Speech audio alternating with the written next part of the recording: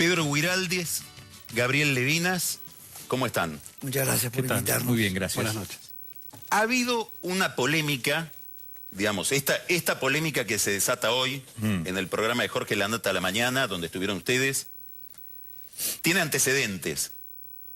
En realidad, vos, Pedro, hijo del Comodoro Guiraldes, tuviste ya una polémica con Berbisky respecto de la participación de él en un libro que había escrito tu padre sobre aeronáutica, sobre aviación civil y comercial. En el año 2009 y fue muy profusamente publicado en Noticias, Perfil y Página 12. Era en el marco de una discusión entre Berbisky y Marcos Aguinis, que le había reprochado haber tenido vinculaciones con la dictadura. Sí, curiosamente le había reprochado escribir una semblanza del almirante Brown. Ese era el pecado de Aguinis. Berbisky a Aguinis. Muy bien. Sí. Ahora, vos en aquel momento dijiste algo que pasó como sin pena ni gloria, que es: mi padre me dijo que Berbisky había cooperado en la redacción que hacía mi padre de discursos de jefes de la Fuerza Aérea durante la dictadura militar, es decir, integrantes de la primera y la segunda Junta Militar de los años 76 al 80. Sí, exactamente. El problema era que era la palabra de Horacio contra la palabra mía, y yo no tenía absolutamente ninguna prueba, que es lo que apareció ahora. Mi padre se refirió muy específicamente... A mí me gustaría que vos expliques muy brevemente quién era tu padre. Mi padre. Bueno, mi padre era un personaje bastante especial, padre muy querido, un abuelo ejemplar, amoroso y un marido fiel. Y mi padre nació gaucho y a los 15 años entró al Colegio Militar de la Nación, hizo toda su carrera militar y murió militar con honores, con guardia tanto de la Fuerza Aérea como de los granaderos, y nosotros estábamos ahí. Hay que recordar que en aquella época los que después serían aeronautas estudiaban en el Colegio de la Nación. Exacto, porque no existía la Fuerza Aérea, fue creada por Perón, la Fuerza Aérea Argentina. ¿Cómo lo conoce él a Berbisky? Papá lo conoce a Berbisky porque Bernardo Berbisky, su padre, un experto en literatura gauchesca y un admirador de la obra de Ricardo Guiraldes, amigo de papá, amigo de Jacobo Timerman, del que mi padre fue socio, y juntos con Timerman, a instancias de un grupo militar, básicamente apoyado por empresarios, fundaron la revista Confirmado, que la revista Confirmado tuvo el principal y único propósito de derrocar a Ilía, en el que Horacio Berbisky, en el primer número, yo tengo la colección completa de la revista, en el primer número es el último de los que figuran en redacción, pero hizo una carrera asombrosa entre los 23 y los 24 años, y para cuando se dé el golpe, Berbisky era el jefe de redacción de la revista. Ahora volvemos al tema que te estaba ocupando, digamos. Esta vinculación que vos decís, bueno, en aquel momento yo no tenía los documentos, ¿ahora qué encontraste? Ahora lo que yo encontré, a consecuencia de que me llama mucho la atención una serie de mentiras que dice últimamente Horacio, en el que se dedica a sacarse el pial, ¿no? Porque ningunea pruebas, se refiere a mi padre con una intervención muy lateral en el proceso. Mi padre creía en eso, si bien no participaba de todo lo que tuviese que ver con lo que le parecía la represión ilegal, además estaba retirado hacía muchísimos años. Decididamente era uno de los ideólogos del proceso, redactó las bases del proceso de reorganización nacional, era una figura respetada dentro del gobierno de esa época, y además era el redactor de los discursos de los comandantes en jefe de la Fuerza Aérea durante todo el proceso. En realidad empezó con Fautario en el 75 y siguió hasta Lamidoso. Y yo lo que termino encontrando, a consecuencia de una pista que descubro, son las memorias muy compiladas, perfectamente, prolijamente compiladas, del Instituto Jorge Newbery. ¿Qué era el Instituto Jorge Newbery? Era un instituto de investigaciones históricas, que era el alter ego para investigaciones históricas de la Fuerza Aérea. Estaba integrado y recibía fondos y estaba financiado por la Fuerza Aérea. Y descubro en esta recopilación de toda la actuación del Instituto Jorge Newbery en los primeros 5 años, el famoso documento en el cual se informa en la reunión del 13 de septiembre de 1978, se da lectura a un informe recientemente recibido por el cual... Septiembre de 1978. Exacto. 13 de septiembre es esta reunión de comisión directiva. En junio del 78 la Argentina había ganado el Mundial de Fútbol. El Mundial de Fútbol. Y entonces la Fuerza Aérea entrega un subsidio de 3 millones de pesos para encarar la redacción de la obra, que cuesta más al final. Y se resuelve además encomendar su redacción al señor Horacio Berbisky, previa firma de un contrato. En la reunión siguiente, el 5 de octubre, 52ª reunión, se informa que con fecha 15 de septiembre pasado se firmó con el señor Horacio Berbisky un contrato para la redacción de la obra en 6 meses, con una retribución mensual inicial de 700.000 pesos, que se incrementará bien inflación galopante. Eso es lo que estamos viendo en este momento en pantalla. Exacto. En los 5 meses restantes, conforme al presidente ya mayorista a nivel general. A plata de hoy es difícil hacer las comparaciones. 40.000 pesos. Son 40.000 pesos por mes. Por mes. Sí, que me dicen que es 10 veces como mínimo de lo que debía cobrar un ghostwriter por hacer un copy-paste de unas 160 páginas que se le entregan. Estos documentos son actas del Instituto Jorge Newbery, financiado por la Fuerza Aérea, que dicen: nosotros estamos contratando a Berbisky como prácticamente casi Fuerza Aérea para hacer una historia de la Fuerza Aérea Argentina. De la Aeronáutica Argentina. De la Aeronáutica. Sí, sí, exacto. Y después se da toda la secuencia, no vamos a aburrir a todo el mundo, en el que Berbisky va entregando, notifican que recibieron, y finalmente el 4 de abril del 79 se pone a disposición de los señores miembros de la comisión las 4 copias de la obra, distribuyéndolas previo a fijar turnos de lectura.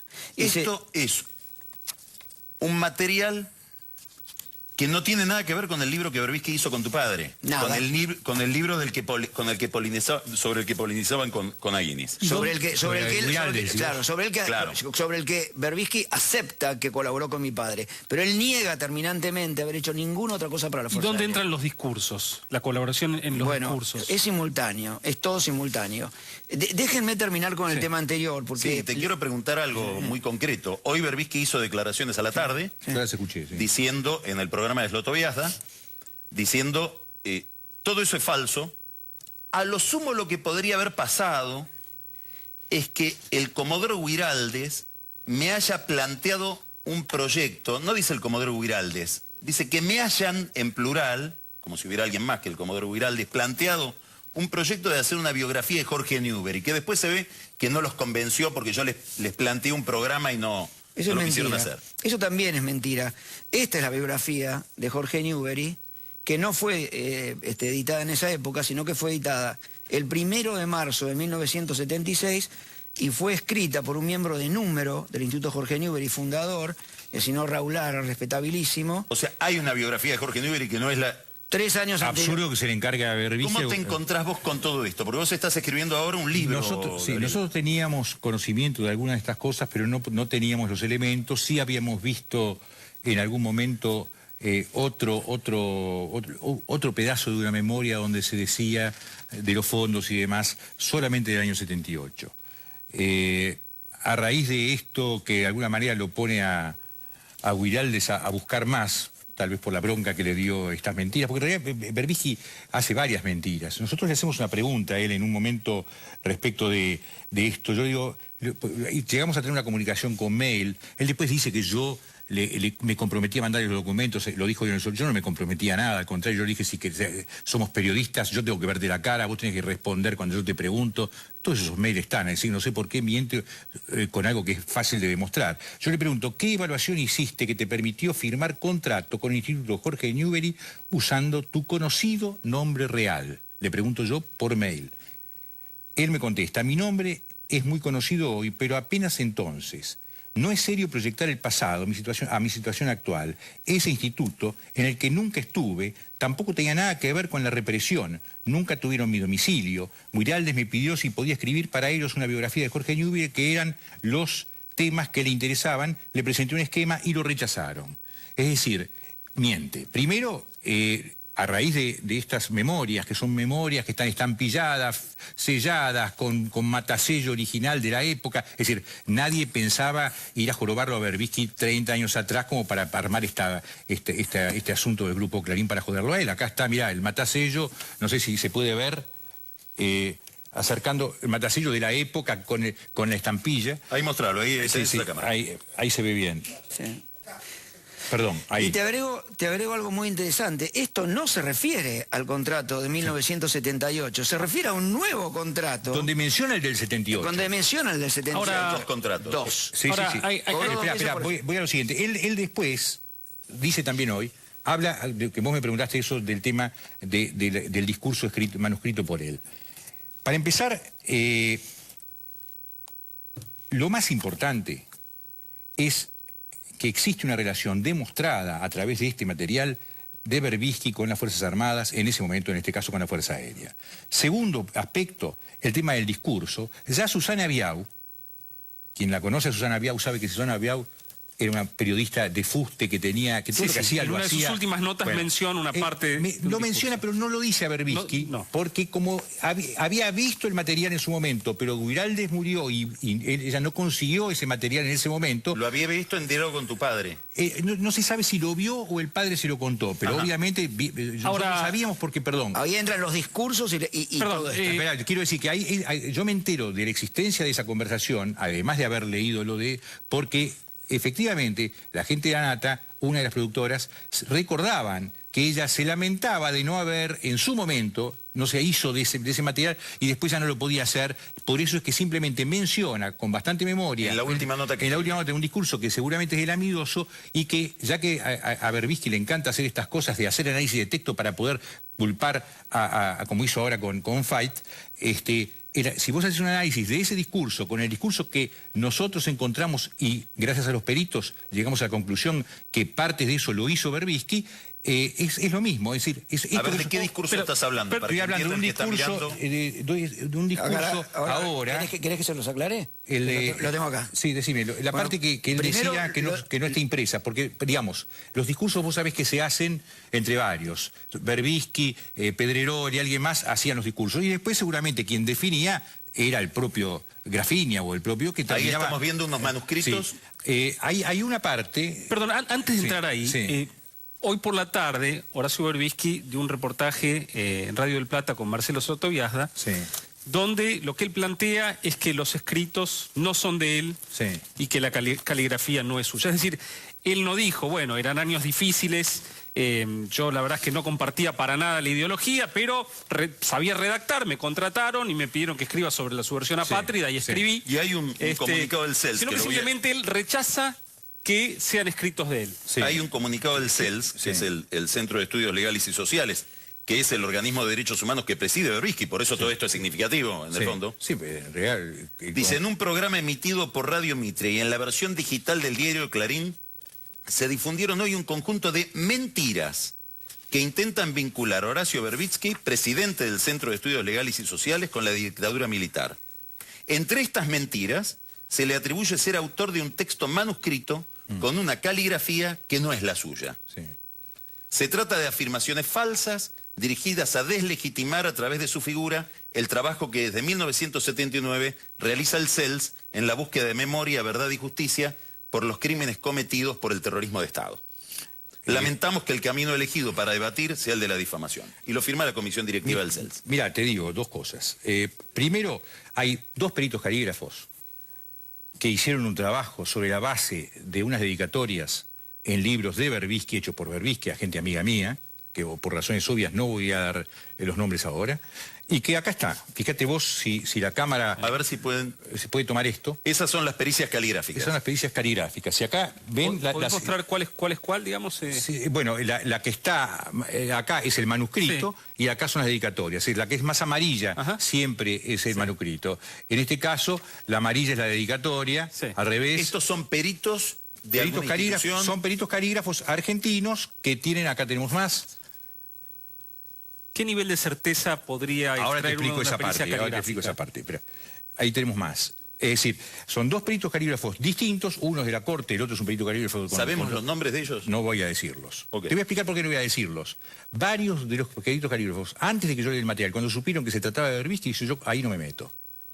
Cagazo, hablando mal y pronto. Entonces, Te quiero hacer una pregunta más, Gabriel. Digamos, es una cosa que se va a dirimir si hace falta en la justicia, si yo tengo razón o no tengo razón con estos peritos. En un caso judicial, digamos, cuando se hace una pericia caligráfica, ¿qué nivel de potencia tiene esa prueba digamos... Si lo hacen escribir a Berbisky o si se consiguen manuscritos de aquella época y se comparan, se puede llegar a una certeza bastante absoluta. Pero en los casos judiciales normalmente vas a encontrar peritos que te dicen que está todo bien, te vas a encontrar peritos que está todo mal. Lo más importante de esto, ¿sabes a dónde, es lo siguiente? En ese lugar donde se encontró esto, que estuvimos hace poquito con Guiraldes, está el material que se produjo en una oficina en la calle Paraguay, a donde Berbisky concurría. Que era el estudio de tu padre. El estudio del padre. Paraguay 727-729 y el teléfono, si alguno tiene alguna duda, que no me acuerdo, 31-3503-320742, con la curiosidad que estaba enfrente del garage de la Fuerza Aérea Argentina. Y yo quiero rescatar una cosa, Gaby. Yo creo que, digamos, en el país de donde no se sabe, se Nisman, lo mataron, se suicidó, a qué hora, cómo fue, etcétera.